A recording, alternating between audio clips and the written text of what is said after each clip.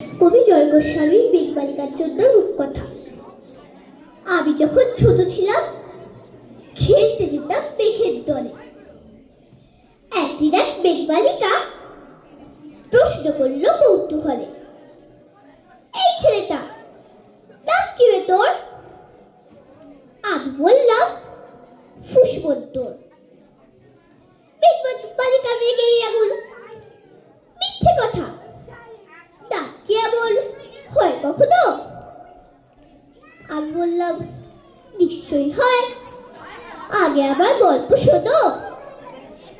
সে বলল শুনবো না, যা, সেই তো রানী, সেই তো রাজা, সেই তো একই ঢাল তলোয়ার, সেই তো একই রাজা কুমার পক্ষী বাজে, শুনবো না, ওসব বাজে।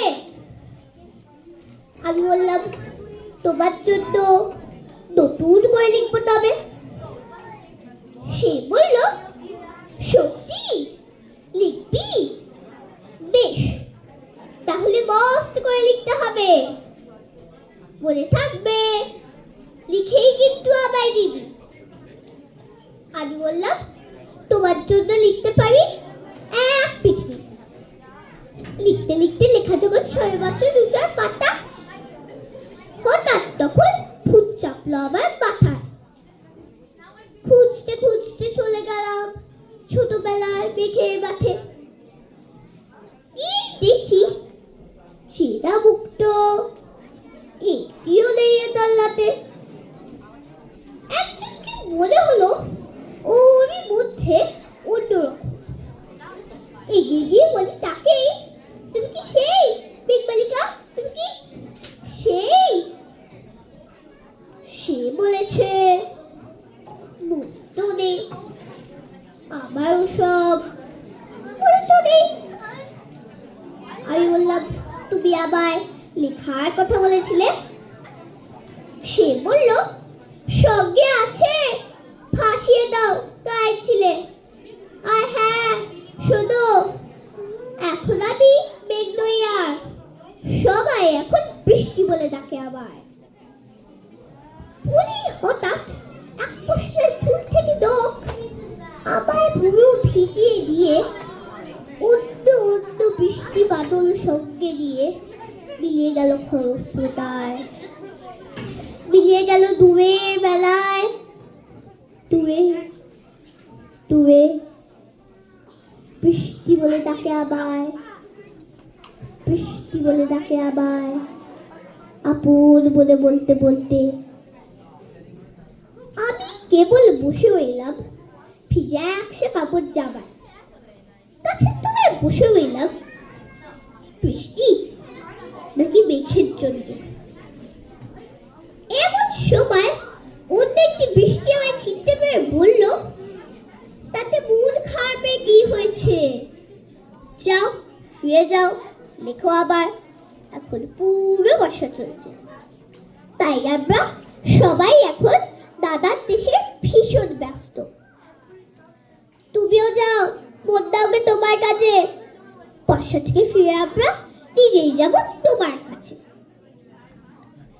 এক পৃথিবী লিখবো আমি, এক পৃথিবী লিখবো বলে ঘর ছেড়ে সেই বেরিয়ে গেলাম, ঘর ছেড়ে সেই ভয় বাঁধলাম কখন পড়ে।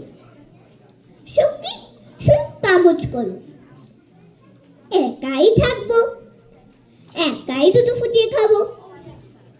দু এক মুঠো ধুলো বালি যখন যা আসবে মনে তাদের লিখবো, লিখেই যাব। এক পৃথিবী ১০০ রকম স্বপ্ন দেখার সাধ্য থাকবে যে রূপকথার, রূপকথা আমার একার।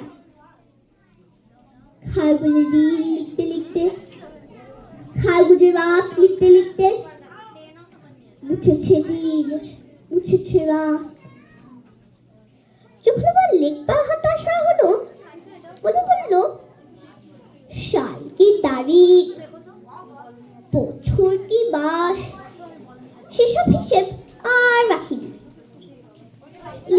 লেখার দিকে তাকিয়ে দেখি এক পৃথিবী লিখবো বলে একটা খাতাও শেষ করিনি। সঙ্গে সঙ্গে ঝমঝমিয়ে বৃষ্টি এলো খাতার উপর। আর জীবনের লেখার উপর বৃষ্টি এলো এই মধ্যে। বাইরে তখন গাছের নিচে নাচছে ময়ূর আনন্দিত।